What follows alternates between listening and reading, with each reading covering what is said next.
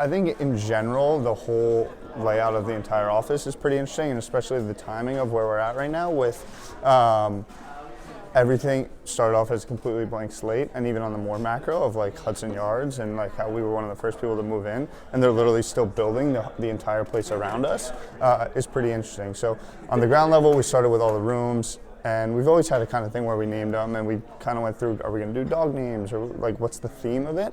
And each now just has its own little thing, the individuality, and how it leads to just kind of the macro uniformity of the whole company, which I think is just a common theme throughout Vayner in general.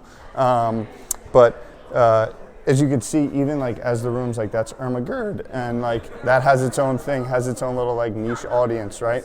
There's one picture on the wall, and over the next 2 years, we just keep adding little snippets, and it kind of started off as this blank slate. And like as you can tell, like we moved in August, which is a year ago. Like this is a blank wall right now. At some point along the way, something's going to pop up, and something's going to make sense to fill this space, right? And it's just going to keep adding layer and layer and layer.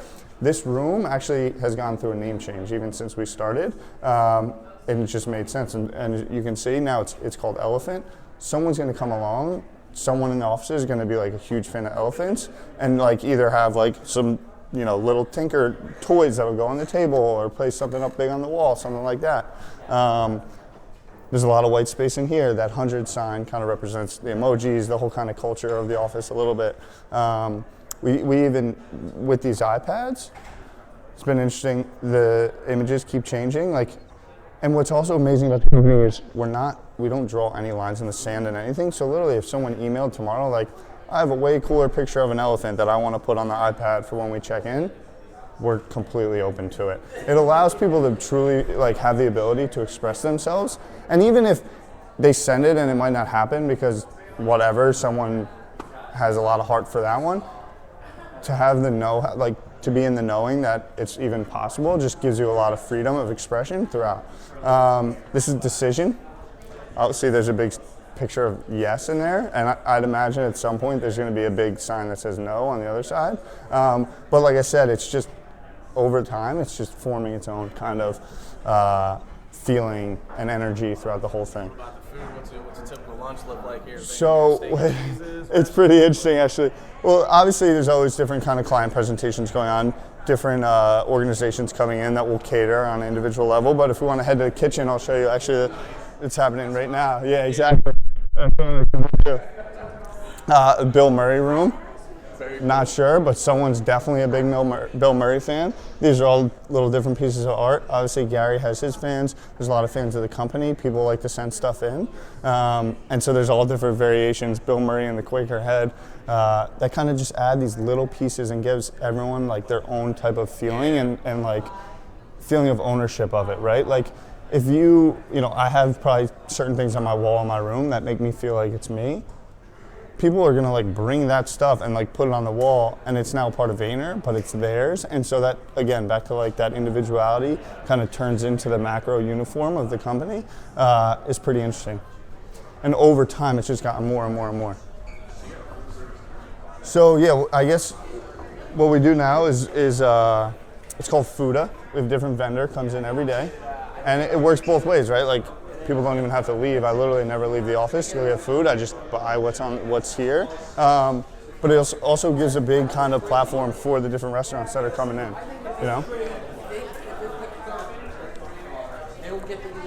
This is Marcus.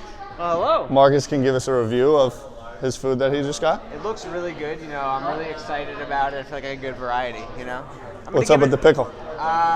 You got to go for the pickle. Why not? You're not wrong. They're right there. That's a good call. In this economy. That's a good call. So this was pretty interesting. This wall was painted and designed by a guy that reached out to Gary probably 12 different times on email. And we passed on it. And then one day we just had the energy and we're like, let's give the dude a shot. And he came in and scripted the whole thing out. And so what you could see, actually, it's a timeline it's the history of the company.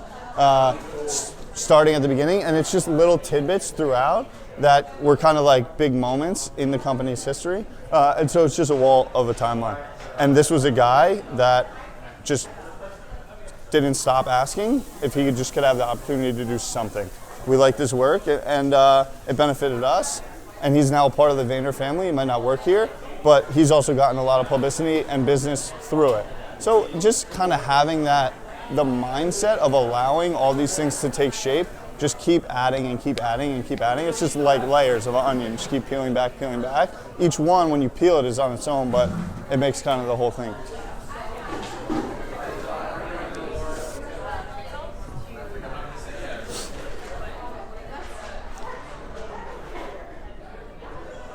I think another thing that's also pretty interesting is we're always switching up seats, and it just gives you a different feel of what's going on. Like everyone gets stuck in their ways and their patterns of working, and you come in, you take the same elevator upstairs, you just go to your same desk, and changing that up all the time gives you a lot of flexibility and things. I'm coming through. Ooh. You can come out this way.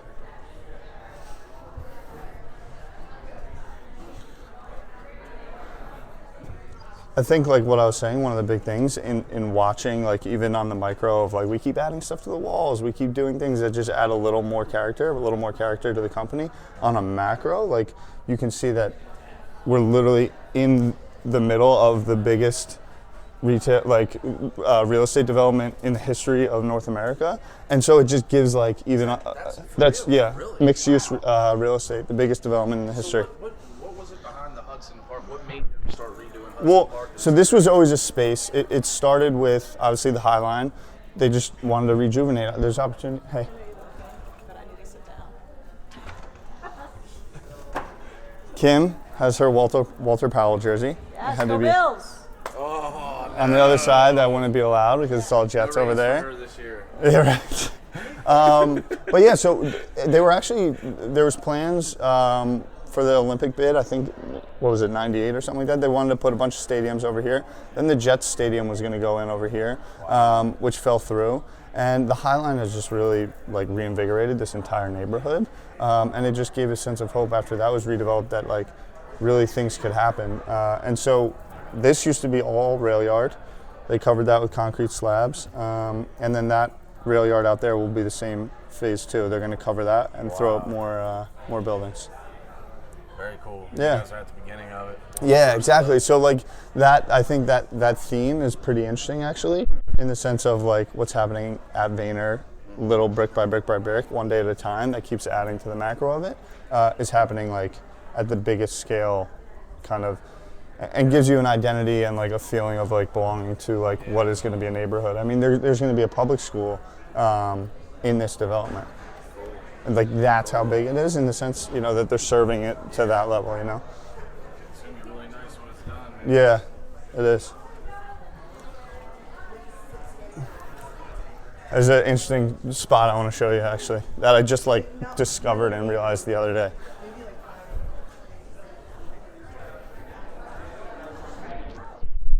So this is, I think, an interesting like space in the office, right? Literally just a hallway. Like, how do you find a way to make that interesting?